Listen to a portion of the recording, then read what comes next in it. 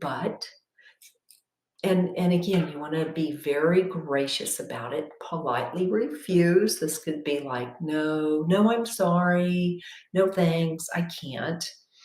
And then end with a statement that just details your decision. Like, I'd rather, I'm not going to because I have plans to do something else instead. And this is my personal favorite, suggest an alternative. When I was young, single in Dallas, and dating a lot, sometimes I'd have somebody ask me for lunch, and I already had something going on, and I was very quick. If I like this person, I'd say, I'm not available Wednesday, but we can do such and such. And it just worked out beautifully. And when I started my recruiting career, I literally went out and bought books on Negotiating 101 and what we need to know about healthy boundaries / negotiating is decide what you want. What do you really want to do? And then use that as your basis point and negotiate from there. All right. So we got some good notes there. So you want to propose an alternative, just like for dating. I'd love to, not available, let's do this. Working with a client. Let me get back to you on that. Let's see what the hiring manager thinks about that, or the candidate, vice versa. And so you're always thinking about how you can propose an alternative. And so let's say you've got a group of friends who are going to the movie theater and they just love the gory, heinous horror movies. And maybe that's not your thing. So just graciously say, hey, thanks so much. I'm going to skip this weekend, let you guys go have fun with this. And there's another movie that's out this week too, or it's coming out next week. It's kind of a rom-com. It's more of my thing. Why don't we plan next week to do that one together? And that way you're keeping that flow of giving and receiving. And again, think of it as negotiating. And you want to also, I want you at the end of this week, not at the end of this, pick things that you will graciously say no to, that you normally say yes to, and you really don't feel like it, okay? And there are just so many different techniques to politely say no to. And remember this, manners matter. Nowadays, there is an abundance of bad manners, meaning just people lashing out. Become someone who's more gracious, and just, if you're not happy about something, somebody asking you a certain thing, instead of that being a trigger, can you neutralize it? Don't be happy about it. Don't be pissed about it. Just, can you be neutral about it? So just make a list of things that you normally say yes to grudgingly, and how can you graciously say no? And here is the secret sauce. You're saying no, and you're not feeling guilty about it. You're not getting angry about it, and you're not going to let them push your buttons about it.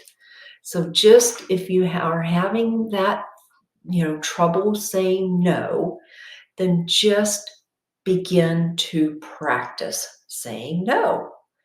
And so using this guide, above that we went through, just how can you incorporate, number one, what do I want out of this deal?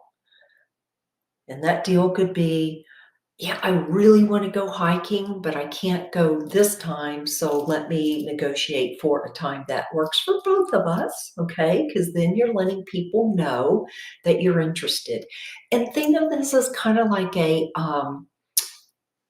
football exercise. Are you offering or are you blocking?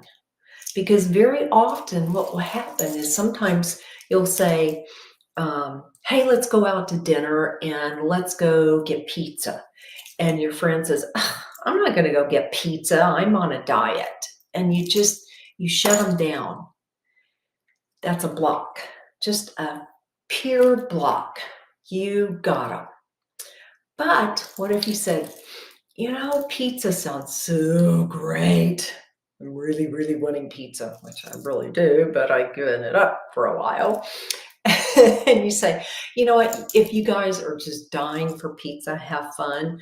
Why don't you come over and we'll do something? Maybe I'll make us some risotto, or let's go to, Whole Foods and grab a burger and you can have a pizza. I mean, just again, always think about if you're blocking them, how can you invite them back in? All right, let's see. Do I have anything else I want to add here? Really, I don't. I want you to, again, practice politely saying no and think about, am I blocking? And if I'm blocking, how am I going to bring you back in?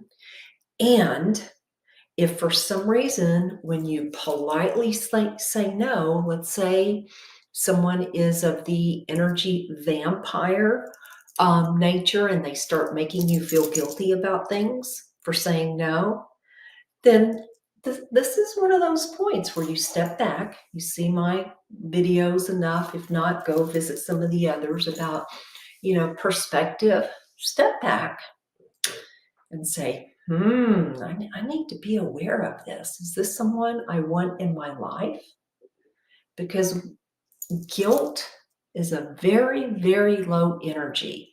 And if your friends or family are using guilt when you say no, you need to really examine that relationship and how can you improve it and love them from afar if you just can't get past them always being that vampire.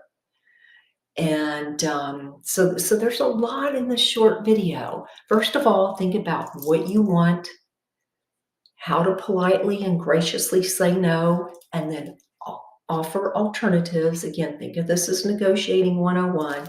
How are you taking care of yourself in these healthy boundaries? And then get that perspective. If somebody is using guilt or a low energy to get you to do something you don't feel like doing, then examine that relationship. All right, if you like this video,